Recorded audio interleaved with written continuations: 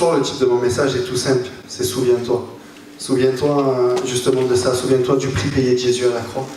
C'était fort le témoignage de Cédric, parce que Cédric il ramenait, il disait, je me suis toujours souvenu de mon état misérable, etc. Et combien j'étais misérable et combien je suis encore un pécheur sauvé par grâce. Et après, généralement, ce que le Seigneur fait, c'est qu'après qu'on se rende compte de notre péché, il nous montre lui sa grandeur à la croix. Et il nous montre que, ok, tu es comme ça, tu es pécheur, tu es misérable, tu es tout ce que tu veux, mais moi je suis venu mourir à la croix pour toi. Je suis venu me donner, je suis venu souffrir pour toi. Et tu deviens ce pécheur misérable, et ce pécheur misérable sauvé par grâce.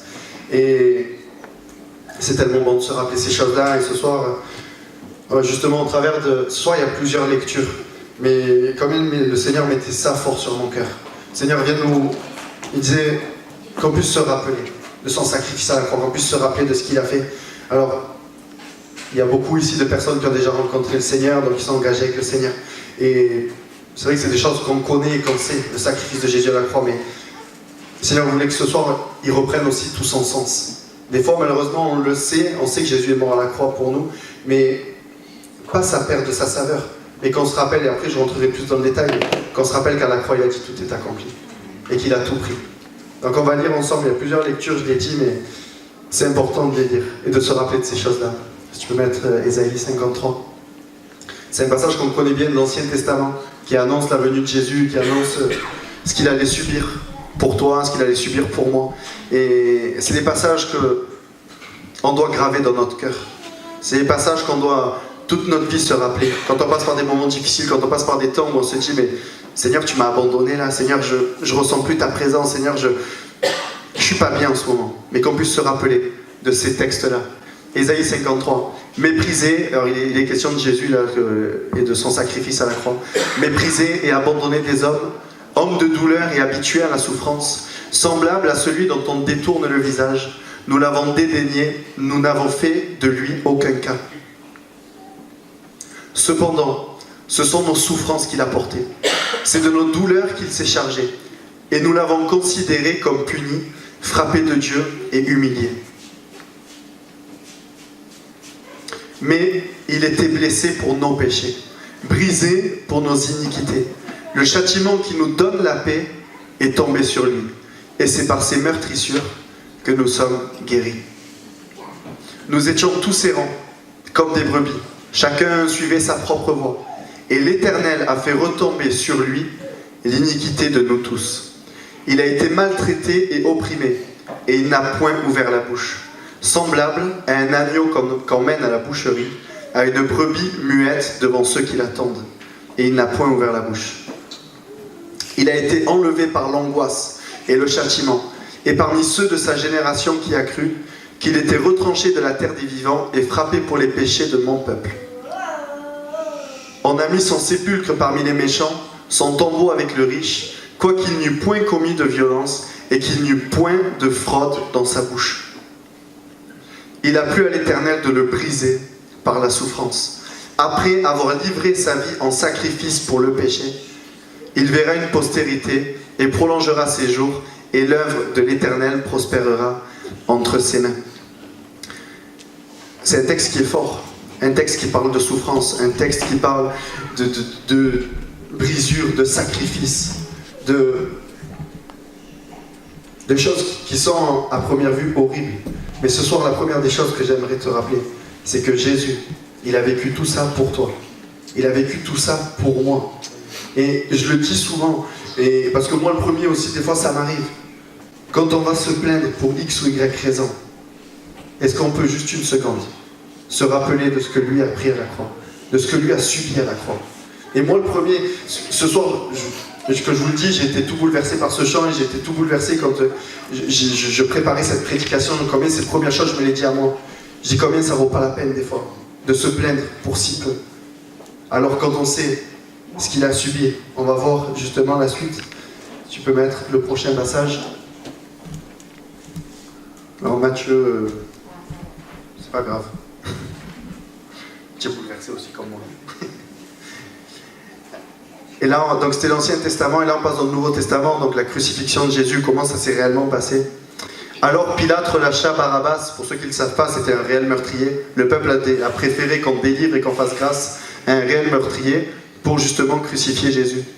Et après avoir fait battre de verges Jésus, il le livra pour être crucifié. Les soldats du gouverneur conduisirent Jésus dans le prétoire et ils assemblèrent autour de lui la cohorte. Ils lui ôtèrent ses vêtements, ils le couvrèrent d'un manteau écarlate. Ils tressèrent une couronne d'épines qu'ils posèrent sur sa tête et ils lui mirent un roseau dans la main droite, puis s'agenouillant devant lui, ils le raillaient en disant « Salut, roi des Juifs !» Et ils crachèrent contre lui, prenaient le roseau et frappaient sur sa tête. Après s'être ainsi moqué de lui, ils lui ôtèrent le manteau, lui remirent ses vêtements et l'emmenèrent pour le crucifier. Ce soir, dans les textes que je lis, je ne suis pas là pour faire du sensationnalisme, je ne suis pas là pour faire de la peine et pour dire « Oh, vous avez vu, c'est pas beau, etc. » Mais c'est une réalité en fait. Tout ce que l'on lit là, il a vraiment subi. Il a vraiment souffert. Je veux dire, combien des fois, si on se met juste une seconde à la place, il est seul au milieu, il vient de prendre, comme on l'a lu avant, des coups de verge, il sait qu'il va être crucifié. Il y a des personnes autour de lui qui se mettent tous en rond autour de lui, qui se moquent de lui. Combien nous, des fois, quand on se met à la place, juste, sont toutes ces blessures. Des fois, le fait d'être humilié ou des personnes qui se moquent de nous. Combien ça nous met dans un état où on n'est pas bien. Là, il a une couronne d'épines. Quand j'ai regardé, les couronnes d'épines, elles faisaient entre 10 et 15 cm. C'était planté dans sa tête. Ils l'ont déshabillé, ils se sont moqués de lui. Et en plus de ça, après, ils frappaient avec des roseaux sur sa tête pour que ça rentre encore plus. Et je vous lis ces textes-là, je le répète, c'est pas pour ce soir qu'il y ait une larme qui coule de votre joue pour dire « Ah oui, c'est vrai que c'est triste ». Mais c'est simplement pour se rappeler de l'importance du sacrifice de Jésus à la croix. De se rappeler de ce qu'il a fait dans notre vie. Si tu peux mettre maintenant en Jean 19, 17. C'est le moment où Jésus portant sa croix, arriva au lieu du crâne qui se nomme en hébreu Golgotha. C'est là qu'il fut crucifié et 2 autres avec lui, un de chaque côté et Jésus au milieu. Pilate fit une inscription qu'il plaça sur la croix et qui était ainsi conçue, Jésus de Nazareth, roi des Juifs. Beaucoup de Juifs lurent cette inscription parce que le lieu où Jésus fut crucifié était près de la ville. Elle était en hébreu, en grec et en latin. Les principaux sacrificateurs des Juifs dirent à Pilate « N'écris pas roi des Juifs, mais écris qu'il l'a dit. Je suis roi des Juifs. » Pilate répondit « Ce que j'ai écrit, je l'ai écrit. » Les soldats, après avoir crucifié Jésus, prirent ses vêtements et ils firent 4 parts, une part pour chaque soldat. Ils prirent aussi sa tunique qui était sans couture d'un seul tissu, depuis le haut jusqu'en bas, et ils dirent entre eux « Ne la déchirons pas, mais tirons au sort à qui elle sera. Cela arrivera afin que s'accomplisse cette parole de l'Écriture. Ils se sont partagés mes vêtements et ils ont tiré au sort ma tunique. Voilà ce que firent les soldats. » Près de la croix de Jésus se tenaient sa mère et la sœur de sa mère, Marie, femme de Clopas, et Marie de Magdala. Jésus, voyant sa mère et auprès d'elle le disciple qu'il aimait, dit à sa mère « Femme, voilà ton fils. » Alors qu'il est sur la croix en train de mourir, il prend encore soin des autres. Et puis il dit au disciple, voilà ta mère, et dès ce moment, le disciple l'a pris chez lui. Et là, on vient là où je voulais en venir. Après cela, Jésus, qui savait que tout avait déjà été consommé, dit, afin que l'écriture fût accomplie, j'ai soif. Il y avait là un vase de vinaigre, les soldats en remplirent une éponge, et l'ayant fixé à une branche d'hysope, ils l'approchèrent de sa bouche. Quand Jésus prit le vinaigre, et c'est tellement beau, et c'est tellement l'accomplissement en fait de ce que Jésus a fait à la croix, il dit « Tout est accompli ». Et baissant la tête, il rendit l'âme. S'il y a bien une phrase que vous devez retenir ce soir, c'est la dernière phrase que Jésus a dit lorsqu'il était sur la croix. Tout est accompli. Toutes tes maladies, toutes tes blessures, toute ta tristesse, tout le pourquoi il est venu sur la croix. Pour te pardonner de tes péchés.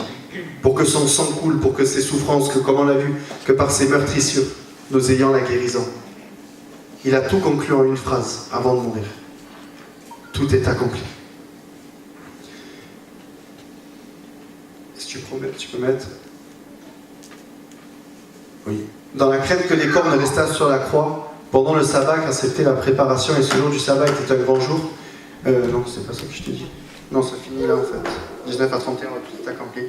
Et revenir à Matthieu 27, du coup, 45 à 54, s'il te plaît.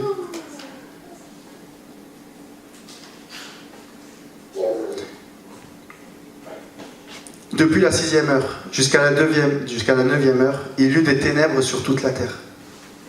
Et vers la 9e heure, Jésus s'écria d'une voix forte, Élie, Élie, lama sabachthani, c'est-à-dire mon Dieu, pourquoi m'as-tu abandonné? Quelques-uns de ceux qui étaient là, l'ayant entendu dire, il appelle Élie. Et aussitôt, l'un d'eux courut prendre une éponge qu'il remplit de vinaigre et l'ayant fixé, on revient sur le même passage, un roseau, il lui donna à boire. Mais les autres disaient, laisse, voyons si Élie viendra le sauver. Jésus poussa de nouveau un grand cri et rendit l'esprit. Et voici, le voile du temple se déchira en deux depuis le haut jusqu'en bas, la terre trembla, les rochers se fendirent, les sépulcres s'ouvrirent et plusieurs corps des saints qui étaient morts ressuscitèrent. Étant sortis des sépulcres après la résurrection de Jésus, ils entrèrent dans la ville sainte et apparurent à un grand nombre de personnes. Le centenier et ceux qui étaient avec lui pour garder Jésus, ayant vu le tremblement de terre et ce qui venait d'arriver, furent saisis d'une grande frayeur et dirent assurément, cet homme était le Fils de Dieu. Lorsque Jésus a expiré, il eut le voile qui s'est déchiré. On connaît la symbolique du voile, qui nous donne maintenant accès à la présence de Dieu. Qui nous donne, comme Jésus expliquait ça, qu'il était capable de détruire le temple et de le reconstruire en 3 jours. Les Juifs de l'époque, les religieux, n'étaient pas capables de comprendre ces choses-là. Mais là, on voit toute la puissance de son sacrifice à la croix. Le voile qui se déchire, les morts qui ressuscitent. Et les personnes qui étaient là autour finissent et concluent cette phrase en disant « Assurément, cet homme était le Fils de Dieu. » Assurément, cet homme était Fils de Dieu. Ça montre toute la puissance de Jésus à la croix. Ça montre ce tournant. Et combien nous, comme il disait Cédric, alors c'est vrai pour certains c'est très fort le jour où on comprend qu'on est pécheur et on comprend l'amour de Jésus à la croix, et certains ça se fait de manière instantanée, à coup de grandes larmes, à coup de repentance, où on pleure sur nos péchés. Pour certains, ça se fait un peu avec le temps. Mais quoi qu'il en soit, pour nous tous ici qui avons rencontré le Seigneur, combien on peut tous témoigner de la puissance de la croix, de la puissance de Jésus à la croix. Et combien, je vous dis, le titre de mon message, c'est ça, souviens-toi. Souviens-toi du sacrifice de Jésus à la croix, mais pas juste son sacrifice. Souviens-toi de la puissance de son sacrifice. C'est par ses meurtrissures que tu peux être guéri. Il a tout pris, il a tout accompli. Et du coup, si tu peux mettre le prochain passage, s'il te plaît, du coup c'est Jean 16, 22. Non. Jean 16, 22, 24, s'il te plaît. Ça, c'est un passage qui se trouve avant la crucifixion de Christ. Vous donc aussi, vous êtes maintenant dans la tristesse. Mais je vous reverrai et votre cœur se réjouira et nul ne vous ravira votre joie. Et si tu peux mettre Néhémie 8, où je le lis comme ça, qui dit « La joie de l'Éternel sera votre force ». Je suis en train de faire le parallèle avec la suite, vous allez comprendre pourquoi j'ai pris ces passages-là. Pourquoi j'ai pris le temps de relire ces passages, pourquoi j'ai pris le temps de poser les bases au niveau du sacrifice de Jésus à la croix. C'est vrai qu'on est tous au courant que Jésus est mort à la croix. On est tous au courant qu'il s'est passé quelque chose le jour où il est mort à la croix.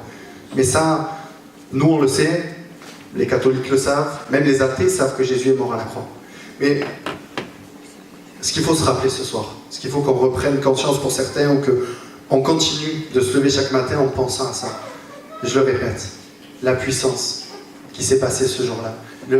Le fait que Jésus, en mourant sur la croix, a dit tout est accompli. Qu'on se rappelle réellement de la raison première, de la valeur de son sacrifice à la croix. Non pas comme quelque chose qui a été acquis. Non pas que dans notre marche chrétienne au quotidien, soit, bon ben oui, je le sais, il est mort à la croix, il m'a lavé de mes péchés, il m'a purifié, maintenant si je meurs, je vais au paradis, ok, mais par contre, j'ai besoin d'un travail. J'ai besoin de me marier, j'ai besoin de ci, j'ai besoin de là. Et Seigneur, ce soir, j'aimerais ramener tes pensées en disant, mais la plus belle des choses que j'ai fait dans ta vie, la chose la plus importante que j'ai fait dans ta vie, c'est de te racheter au prix de mon sang. Alors s'il te plaît, détourne tes regards de ce qui en ce moment fait que tu es triste, détourne tes regards de en ce moment tu es pas bien, en ce moment tu es accablé pour telle et telle chose. Mais est-ce qu'à la croix, j'ai pas fait la chose la plus importante pour ta vie? Est-ce qu'à la croix, j'ai pas fait la chose la plus importante pour ton éternité? Et je vous le dis avec beaucoup d'amour, moi le premier, le Seigneur me l'a dit. Parce qu'en plus de ça, je vous ai témoigné la dernière fois, j'étais dans les préoccupations du resto, mais le Seigneur, ça va mieux. Et moi, le premier, Seigneur, ce que je suis en train de vous dire, il m'a dit, mais moi, je me le traduis comme ça, mais tu n'es pas un peu fou de te préoccuper pour... La Bible dit, ne te préoccupe pas du lendemain, car à chaque jour suffit sa peine. C'est pas plus important ce que j'ai fait à la croix pour toi. Et en plus de ça, c'est pas comme si le Seigneur avait juste fait ça à la croix. Il a promis d'être tous les jours là pour nous. Il a promis de nous accompagner. Donc le Seigneur nous dit dans sa parole, ne vous inquiétez de rien. J'ai tout pris à la croix, je l'ai dit, tout est accompli. J'ai pas dit à la croix, bon j'ai fait un peu, il me reste une partie à faire s'ils sont sages. Non, j'ai tout pris à la croix, j'ai tout fait. Tout est accompli. Et donc voilà, je le dis et je le répète, qu'on se rappelle de ça. Tout le monde sait que Jésus est mort à la croix. Tout le monde, dans le monde entier, tout le monde sait. Il y en a qui disent que c'est vrai, il y en a qui disent que c'est faux, mais du moins, tout le monde en parle et tout le monde le sait.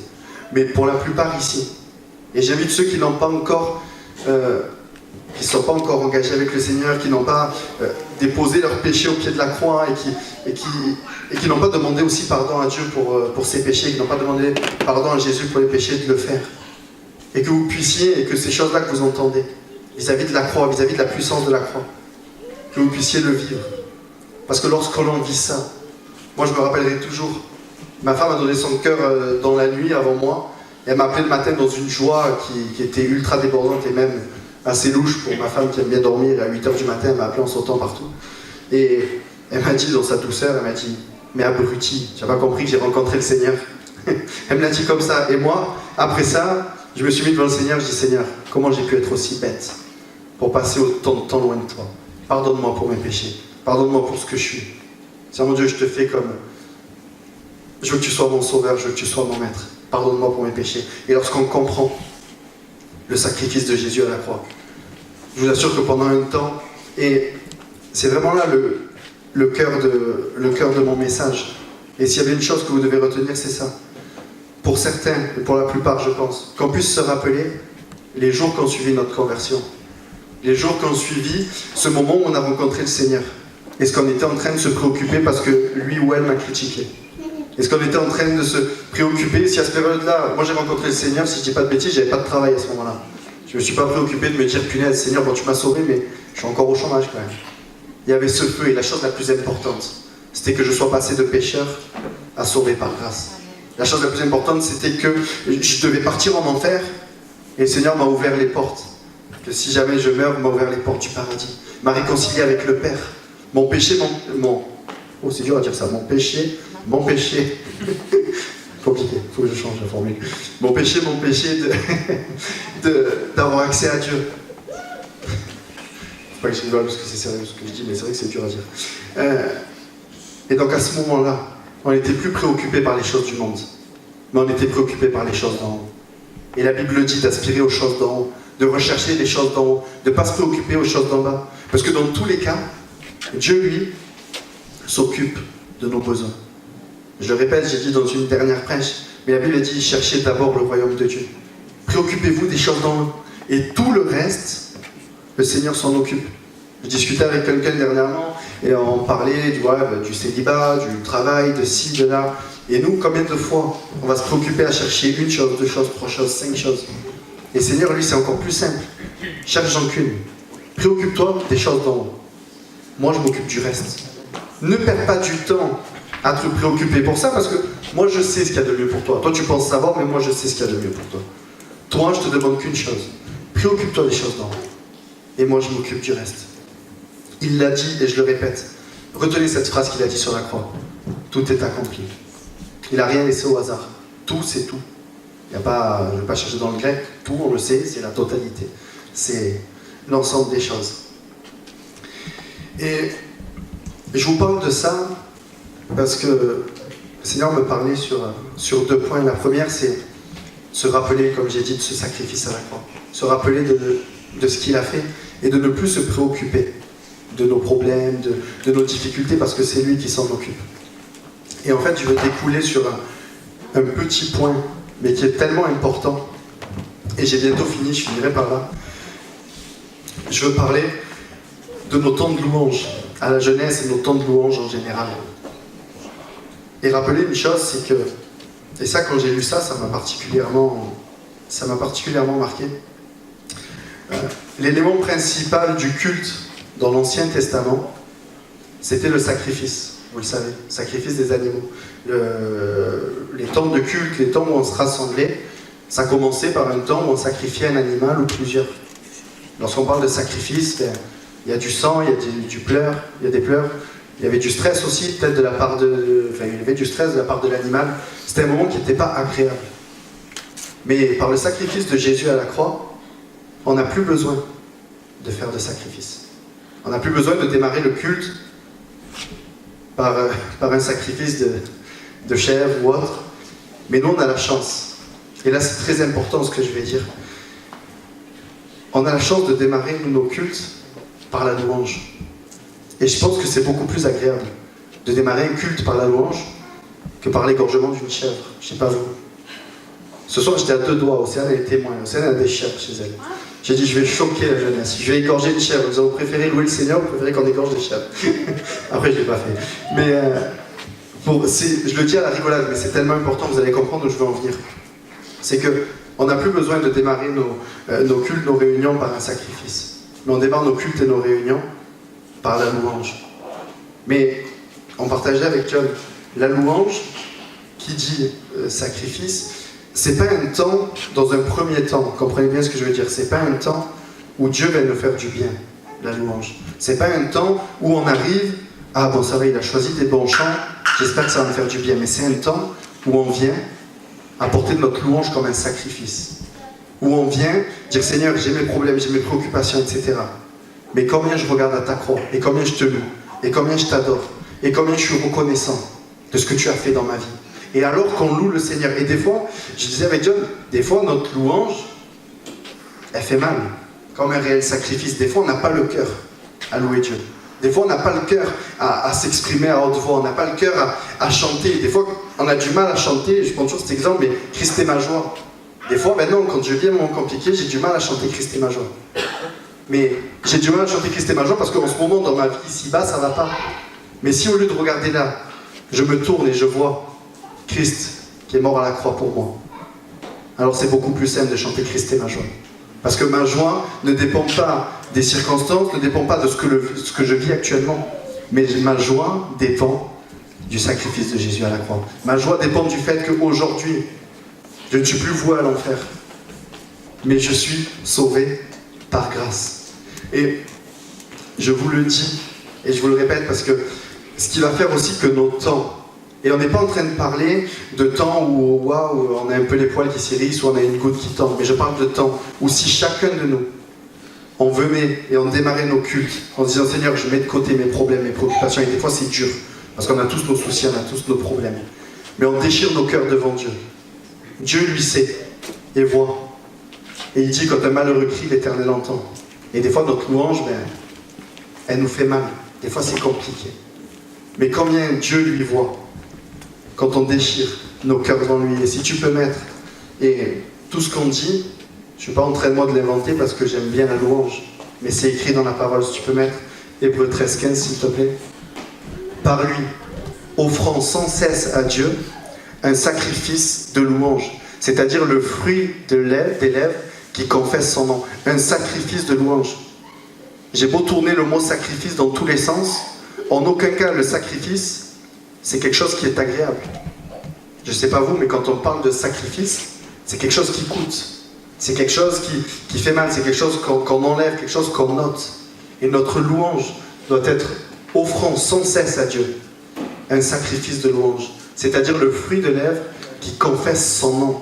Et on doit venir à chaque réunion, le mardi, le vendredi, le dimanche, en disant Seigneur, ce que je veux, c'est t'offrir ma louange comme un sacrifice. C'est que je veux déchirer mon cœur devant toi.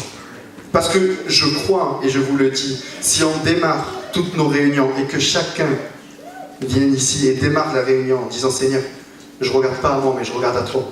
Mais on a nos problèmes. Je ne suis pas en train de dire d'occulter ça. On a nos problèmes, mais on croit. Et ça en relève de notre foi, en fait. Ça en relève de notre foi. Si on loue Dieu pour qui il est, pour sa grandeur, pour sa fidélité, pour toutes ces choses-là, si on le loue pour ça, dans son amour, dans sa fidélité, etc., il va s'occuper de nos problèmes. Il va s'occuper de nos préoccupations. Ça va ensemble. Et malheureusement, si des fois on n'arrive pas à rentrer dans cette louange-là, c'est parce qu'il en est question de notre foi. Il en est question de notre foi parce que le problème qu'on a vécu ou la mauvaise nouvelle qu'on vient d'apprendre, on dit Seigneur, ça, c'est trop compliqué pour toi, donc j'ai pas le cœur à clouer. J'ai pas le cœur à te chanter. Mais combien, si on met les choses dans le bon ordre, Seigneur, je te loue comme un sacrifice. Et des fois tout va bien, mais tant mieux, c'est plus simple. Mais quand ça ne va pas, de louer le Seigneur de la même manière. Toujours de la même manière. Non pas, et là attention, parce que la Bible le dit aussi, je veux des adorateurs en esprit et en vérité. Je ne suis pas en train de dire poker face. C'est-à-dire que j'ai mes problèmes et je suis là et je dis « Oh Seigneur, tu es tellement grand, tu es tellement merveilleux », mais je ne crois pas à ce que je suis en train de dire. La Bible veut des vrais adorateurs en esprit et en vérité. Je crois, malgré mes problèmes et difficultés, que lorsque je vais louer ton nom, lorsque je vais élever ton nom, toi tu vas t'occuper de moi. Et deuxième passage, si tu peux mettre Romains 12 s'il te plaît. Je vous exhorte donc frères, par les compassions de Dieu, à offrir vos corps comme un sacrifice vivant, saint, agréable à Dieu, ce qui sera de votre part un culte raisonnable. Et je finis par là. On a notre part à faire. On a notre part à faire. Et nos temps, le vendredi, nos temps le dimanche, nos temps le mardi, dépendent en partie de nous. Dieu lui désire répondre sa présence dans ce lieu. Dieu désire. Et souvent quand je prie, quand on prie avec John et qu'on se voit, souvent je prie dans ce sens-là, je dis Seigneur, je ne veux pas ce soir qu'il y ait 3, 4 personnes, 10 personnes qui soient touchées. Je crois que quand Dieu est présent dans un lieu, il veut toucher tout le monde. Est-ce que vous êtes d'accord avec ça? Il veut régler les problèmes de tout le monde. Dieu dans son amour ne va pas prévoir et dire ce soir, je règle les problèmes juste de Laurelaine, d'Océane et d'Angélique. C'est pas dans la nature de Dieu. Dieu désire faire du bien à tout son peuple. Et je crois que si on arrive tous dans cette manière-là, en disant Seigneur, ce que je veux dans un premier lieu, t'offrir mon corps comme un sacrifice vivant, saint et agréable, élever ton nom pour qui tu es. Dieu va prendre soin de chacun de nous. Et la présence de Dieu va tomber. Et alors à ce moment-là que la présence de Dieu tombe, elle va faire du bien à chacun de nous. Mais je reviens sur mon premier point. Il est impossible de louer Dieu de cette manière-là. Il est impossible de déchirer notre cœur devant Dieu si on n'a pas conscience de la grandeur de son sacrifice. Parce que ça n'aurait aucun sens en fait. Si j'arrive par moment, attention parce que je vous dis ce que je vous dis, je me suis dit, le Seigneur me l'a dit à moi et des fois je n'arrive pas à faire ça. Mais si j'arrive à déchirer mon cœur devant Dieu malgré mes problèmes, malgré mes difficultés, c'est parce qu'avant ça je me rappelle de ce qu'il a fait à la croix. C'est ça qui fait toute la différence. Ne regarde pas, ne regarde plus à tes problèmes. Dieu s'en occupe. Mais regarde à la croix. Rappelle-toi la souffrance qu'il a vécue. Les coups de verge. Les coups de verge, quand on voit avec quoi ils l'ont tapé dans le dos, c'était avec un filet, après il y avait un crochet qui était fait pour rentrer, pour arracher sa peau. Et je ne suis pas en train de dire ça encore pour vous donner des images d'horreur, mais pour comprendre, une fois de plus, la souffrance qu'il a endurée, la couronne d'épines, la coupe de vinaigre, les moqueries, les crachats, les insultes, pour finir par la crucifixion. Et encore des gens étaient en train de se moquer de lui en disant « Mais si tu es vraiment le Fils de Dieu, sauve-toi toi-même ». Alors que lui fait ça, et la première personne pour qui il le faisait, c'est pour la personne qui était en train de l'insulter. Et nous, on a vécu pour la plupart ici, ce sacrifice de Jésus à la croix. Alors rappelons-nous de ça. Et s'il vous plaît, que chaque vendredi, que chaque jour de votre vie, en fait, je ne suis pas en train de parler juste pour qu'il y ait la présence de Dieu dans les réunions, je parle pour tous les jours de votre vie. De se réveiller le matin en disant ce matin, bon, j'ai mal dormi, j'ai tel et tel souci. Mais Seigneur, waouh, à côté de ce que tu as fait à la croix, comment je peux me plaindre? Comment je peux être là en train de regarder à mes problèmes, alors que toi, tout ce que tu as subi pour moi, Seigneur. Qu'on se rappelle de ça. J'en supplie qu'on puisse se rappeler de ça. Tous les jours de notre vie. Et le premier, je vous le dis, quand j'ai écouté ce chant, en ce moment, je le disais tout à l'heure à Océane ou à Lolo, j'ai ce chant, je l'écoute en boucle. Je dis, Seigneur, que je puisse me rappeler toute ma vie. Et si tu peux mettre juste le passage du chant qui me... Quand on descend encore. Descend, on y est presque. Encore. Si jamais je m'éloigne de toi, Seigneur, si jamais je renie ta grâce, rappelle-moi le prix que tu as payé. Et comme des fois, au lieu de louer Dieu, ou comme des fois, on est là en train de regarder qu'à nos problèmes, et Est-ce que c'est pas des fois en quelque sorte un peu du reniement? Est-ce que c'est pas des fois un peu la manière de dire Seigneur, bon ben oui tu as fait ça, mais là mon problème est trop gros. Seigneur, si jamais je m'éloigne de toi, si jamais je renie ta grâce, rappelle-moi le prix que tu as payé à la croix. Rappelle-moi tes souffrances. Rappelle-moi que tu l'as fait par amour. Et je vous rappelle un truc, hein. Le Seigneur il avait tout pouvoir pour descendre de la croix, pour anéantir toutes les personnes.